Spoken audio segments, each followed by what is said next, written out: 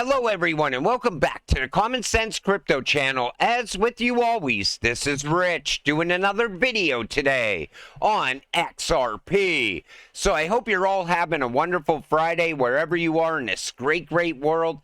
We're going to talk about XRP, and once again, this is the 4-hour chart. But I still see people calling for a massive pullback on XRP. Down below 50 cents. We're still holding above 60 cents. And I see other people saying, I'm going to sell my XRP now at 63 cents. And I'm going to buy back once it dips below 50 cents. Nobody can call this market.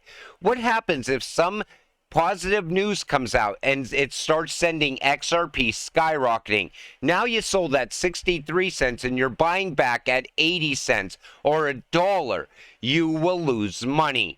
We are at the point right now where all you have to do is stay patient and watch everything play out. That's why it's so important to have patience when you're invested in crypto. SME cross-border payments, a growth opportunity for banks. Small and medium-sized enterprises make up 90% of the world's businesses and are crucial contributors to many regional economies, while traditional banking infrastructure and financial services have yet to meet their growing B2B cross-border payment needs. There's a vast opportunity for banks to tap into this lucrative customer base. Ripple's latest white paper, Big Opportunity in Small Business Payments, suggests that the starting gun is about to sound in a race to close this gap. Banks can gain a competitive advantage by using digital assets and blockchain to improve payment offerings for SMEs. And you know, I always said it, you got to think bigger when you're holding XRP. Everybody always talks about bank-to-bank payments, but what about business-to-business payments? What about micropayments? That's going to be game-changing. We all make micropayments on a daily basis. You go and you buy your morning coffee, you buy gas, you buy groceries, you pay bills. All micropayments happening all around the world. Then you got to think cross-border payments. Everybody talks about that. But what about domestic payments? Because Ripple has already mastered domestic payments as well. When you're an XRP investor, always think bigger. Gemini Lists XRP following the recent SEC announcement on crypto securities. And that was the big news coming from Gemini, which I suspected they were going to list XRP. And you know, I thought to myself, this has to be the big news, because whenever a crypto exchange talks about a certain cryptocurrency, that's what it leads to. But then this happened. Major exchange Gemini had a glitch. $50 per XRP. And a lot of people were speculating that that's the true price of XRP right now. And you know, $50 XRP in the short term is very realistic when you know what you hold. But if you continue holding this cryptocurrency into the future, I could see easily $1,000 XRP and beyond because of its utility, what it's actually going to run on. You know, everybody is so concerned about Elon Musk using XRP in the future. You got to think much bigger than that.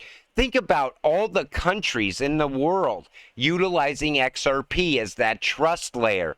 I just played a video recently where David Schwartz was talking about XRP being the world's reserve currency.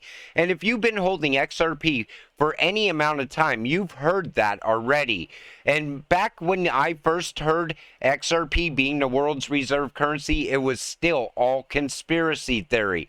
Nobody could see it happening back then. But today, the world is a much different place. We have countries like China and Russia. They're done with the US dollar. They want something better. They want a level playing field, and XRP can deliver a level playing field. Ripple CBDC advisor reacts as Palau stablecoin adds wallet-to-wallet transfer. And I said this was definitely coming. This is a fantastic use case for the Palau stablecoin and other CBDCs, the ability to send payments from one person directly to another, P2P, with no cost, built-in security, and no need to be in the same geographic location, which you need to do with cash. You know, that's game-changing. Think about all the people working in another country sending money home week over week. If they both have a digital wallet, it's so much more secure and it's so much faster and cheaper at the same time. But like I said, this was not a shock to me because I said in the future, me and you will have a digital wallet. Here in the United States, somehow I still see the IRS playing middleman, making sure they get that tax money. The fact XRP is not a security is not up for appeal. Ripple confirms to respond as Alderati says SEC does not have the right to appeal just yet. So leading blockchain company Ripple has reacted to the U.S. SEC request to appeal Judge Annalisa Torres' recent court ruling. Recall that yesterday the SEC requested permission to file an interlocutory appeal of the court's ruling on Ripple's programmatic sales of XRP and the company's other coin distribution. In a tweet today, Ripple General Counsel Stuart Alderati confirmed that the blockchain company would respond to the SEC's request. I was a little bit quick in yesterday's video to make the announcement around this, but this is not going to change anything around XRP. It is not a security going forward, and I'll still keep you up to date on what happens with the SEC and Ripple as well. Breaking: while the SEC might be contemplating appeals, the undeniable truth emerges. XRP is officially off the SEC securities list. And this is good news. So the crypto community celebrates the removal of XRP from the SEC securities list was met with celebration by the cryptocurrency community. Many people believe that the decision is a victory for freedom and innovation. This is a huge win for XRP holders and the entire crypto community, said John Deaton, an attorney who has been representing XRP holders in the SEC lawsuit. It shows that the SEC is wrong to treat all cryptocurrencies as securities. Ripple Labs CEO Brad Garlinghouse also welcomed the decision. This is a major step forward for XRP and the crypto industry, he said. It's a victory for innovation and for the millions of people who use XRP. That's a huge step also for the United States around innovation and keeping that innovation inside of this country. Don't be fooled. It's all a distraction from a world change happening. Washington rats lining up their pockets. Don't be shaken out. XRP is a diamond hodl. Take a listen to Chris Larson. But here's the thing. It's the tale of two cities. In the U.S., we have really screwed up blockchain tech and crypto policy. Everywhere else, it's booming. And so we've actually lost our leadership role. It has now moved to Singapore, London, Dubai. They're kind of the three majors that are fighting out. Japan also is a player. Brazil, everywhere basically is kind of welcoming this. And most of our people that we're hiring now are overseas. So we're still booming. We're hiring like crazy. We're just not doing anything in the U.S., even though we're headquartered in San Francisco. And we're committed to San Francisco. And that's a shame. Let's talk about that. The industry has the perception it's full of scammers, especially around the news around FTX. Sam Bankman-Fried was everywhere talking about crypto, encouraging Washington to regulate crypto, credibly visible, money everywhere. How has his fall affected the industry's profile? Because you're wound up with the SEC and others. I'll get to that in a second. But talk about him as a moment. Oh, it was just catastrophic.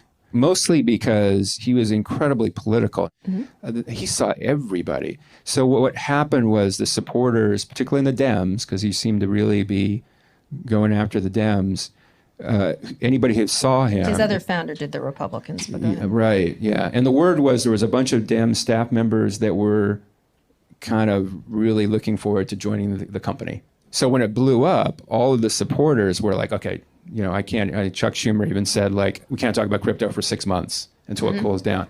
But that did not stop the enemies, the Elizabeth Warrens of the world, and the Brad Shermans, California representative.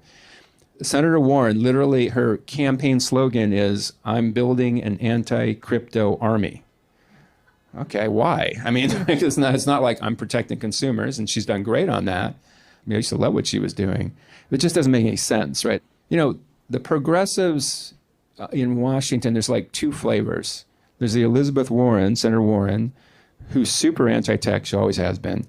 And then there's the Ron Wydens out of Oregon, who, if it wasn't for him, probably the Clinton framework on internet would never have happened, right? He was instrumental. And the Ro Khannas. So it's really... So you see how important that Ripple win actually was, because I think this was before we got clarity for XRP. But now the United States has another shot at starting to adopt that innovation and starting to push ahead with that, trying to catch up with the rest of these other countries. But I also like the way that he talked about the political side of crypto now, because 2024 election is going to be massive. You're going to hear more talk about crypto than ever before. You're going to have politicians pushing crypto innovation. They're going to be talking about it on a daily basis, and how anybody who's against crypto is anti-American. Then you're going to have Elizabeth Warren and that whole team talking about how crypto is destroying this country because it's tied to money laundering and drug dealing and illicit crimes. It's going to be a great time to be holding crypto. And I also see a lot of the talking points pushing the crypto market one way or another, possibly as well. We'll have to wait and see how it all plays out. But that's why I always talked about politics and crypto at the same time, because those two worlds collide as well. You have a lot of collisions happening in crypto. You have right now the currency war going on with China, Russia, and the BRICS and the United States, which can also push crypto one way or another. But then you also have real world events beyond that with banking collapses and things like that. That could change the way we go forward with crypto also. But then there's the political aspect. And I think 2024 is going to be game-changing. What do you think? Put it in the comments section down below. XRP active addresses jumped to 200,000. And I think this is happening because a lot of people want to buy XRP all of a sudden. They want to make sure they don't miss out on that next major run-up. And people are also looking at utility at the same time. You know, before, when you got into crypto, you had no idea how to invest years ago. You came in and you said, well, okay, what's going to be the next cryptocurrency to give me a quick 10x or maybe 20x in the short term? And that's what you invested in. But then all of a sudden, there was like this big transfer that happened. People stopped talking so much about Bitcoin, and they started talking about real world use case. And then it all started to come together and make sense. And I think that's where we are now. And utility is going to be the main driver pushing crypto forward. Somebody shared this with me, and I want to share it with all of you. Comdata is probably the biggest fleet payment provider in the United States when it comes to transportation industry. I myself, as a trucker, have been using their products for the past 10 plus years without any issues, and come to find out our fleet cards are running on Ledger today. When I checked the balance on my fleet card for a settlement with a quick search, I found out Comdata actually is a FleetCor company. And guess what? FleetCor and Ripple have been working on transferring everything to blockchain since 2018. This is all optics, fellas. They've been getting everything ready to initiate flip the switch while making sure nothing will hinder the transition. Approximately 3.5 million truck drivers are on U.S. roads, and they use their fleet cards on a daily basis for almost everything related to their job. And guess what will be backing this day after day? XRP. With that being said, I would fill those bags before it's too late. I'll drop the link below for FleetCor and Ripple partnership. I thought that was amazing because, I think Ripple has been working with a lot of U.S. companies behind the scenes. We just weren't getting the big announcements here in the United States like we get everywhere else in the world. And, again, that flip of the switch moment can happen at some point in the future. I still think that big bang migration can lead to that as well. There is no other market or industry other than crypto industry that will make you life-changing gains faster. There is still time. You're not too late to crypto. As long as XRP is sitting where it's sitting today at 63 cents, you're still very early. U.S. inflation rises to 3.2%. Honestly, these are magic numbers. These are the numbers that Jerome Powell can come out and share with the American people, the people that watch the mainstream media news. And most people will most likely believe this. But when you go to the gas station and the grocery store, inflation is not really changing. It's still where it was months ago. And, that's why it's such a great time to be invested in crypto. Because we have something to look forward to. The people out there that aren't invested in crypto, what do they have to look forward to? Hyperinflation in the future with what's going on with the BRICS? Or maybe a CBDC system that they will get put on, or a universal basic monthly income? At least as an XRP holder, at some point, I know we are all going to get rich together. With that said, I'm going to wrap up this video. I want to thank you all for watching. I appreciate all of you. I'll see you in the next one. Have a great night.